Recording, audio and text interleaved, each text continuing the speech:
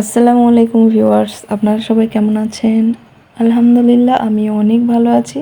আজ নববর্ষের দ্বিতীয় দিন।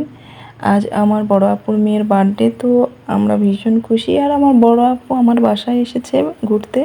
আমার বড় আপুর মেয়ে আসে নাই, তো ওর জন্য আজকে আমি সারপ্রাইজ আর কি গিফট কিনতে যাব, যার কারণে সকালে উঠে নাস্তা রেডি করে আমার আপুদের খেতে দিয়েছি। বাচ্চারা পিচি পাচি সবাই মিলে বসে আমরা একসঙ্গে খাওয়া দাওয়া করে নিলাম। আসলে নাস্তা শেষ করে আমি রান্না করতেছি, আর এদিকে বাচ্চারা সবাই এনজয় করতেছে, মজা করছে। ওরা আপুর বার্থডের জন্য খুব এক্সাইটেড।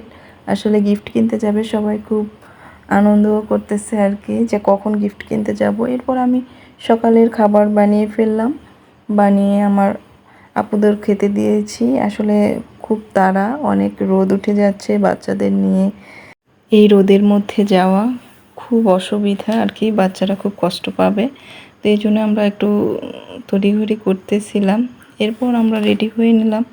রেডি হয়ে রাস্তায় গিয়ে আসলে খোলা ভ্যান করার কিছু নেই, এখানে সেরকম যানবাহন আসলে পাওয়া যায় না, ঘেরা গাড়ি। তো খোলা ভ্যানে বসেই আমরা গেলাম পিচ্ছি পাচ্ছি সব বাচ্চা কাচ্চা নিয়ে।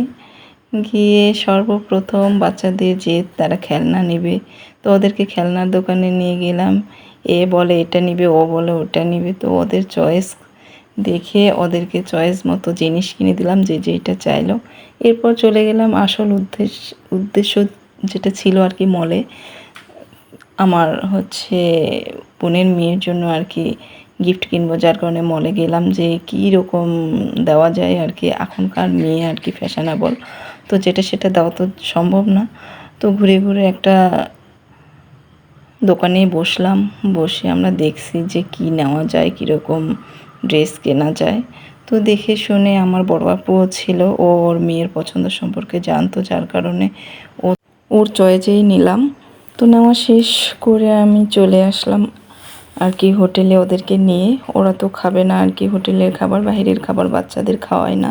তারপরও আমি ওদেরকে একটু হোটেলে নিয়ে গেলাম, যে একটু পানি না খেলে কেমন হয়, এই রোদ্রে এসেছে, একটু ঠান্ডা ঠান্ডা খাও বলে সেখান থেকে বেরিয়ে চলে এলাম জরুরি বিভাগে। আসলে জরুরি বিভাগে সেরকম কোনো ব্যাপার না, আমার মেয়ের কয়েকদিন যাবৎ জ্বর, সর্দি কাশি, ওকে দেখাবো এই জন্যই আসলে এখানে এসেছি যখন একটু দেখা করে যাই, যার কারণে ছোটোবেলা থেকে এখানে ওকে দেখাইছি, এই জন্য ওর অভ্যাস হয়ে গিয়েছে। তো সেখান থেকে দেখায় আমি এখন চলে যাব আমরা গাড়িতে। আবারও রাস্তায় যেয়ে সেই খোলা ভ্যান করার কিছুই নেই, আবারও আমরা বসে গেলাম ভ্যানে। আমাদের মিশন কমপ্লিট আর কি। ভ্যান থেকে নেমে পড়লাম, বাসার সামনে চলে এসেছি। বাসায় এসে দুপুরে রোদ্রুর এর মধ্যেও আমি রান্না শুরু করে দিয়েছি, কারণ ওরা চলে যাবে, ওরাও ব্যস্ত হয়ে গিয়েছে। তো কি করব, ওরা তো সেরকম মাংস খেতে চাচ্ছে না, ওদের জন্য ডাল রান্না করলাম, শাক ভাজি, মাছ ভাজি, বেগুন ভাজি, তো এগুলো রান্না করলাম। আর মাংস তো আছেই, এগুলো দিয়ে বাচ্চারা আমার আপুরা যে যার মতন খাচ্ছে। বাচ্চারা তো খেলনা নিয়েই বসে আছে, ওরা খেলনা নিয়ে আসলে খুবই এক্সাইটেড আর কি, সবাই একসঙ্গে মজা করছে। এদিকে ওরা তো রেডি হয়ে গিয়েছে, রেডি হয়ে গিয়ে ওর বাচ্চাকে জেদ করছে, ও তো যাবে না, ও এখানে খুব মজা করছিল। ওর আম্মু ওকে জোর করে ওর গাড়িতে উঠিয়ে নিল, ওকে নিয়ে গিয়ে বসিয়ে দিল, আর ওরা এখন চলে যাবে।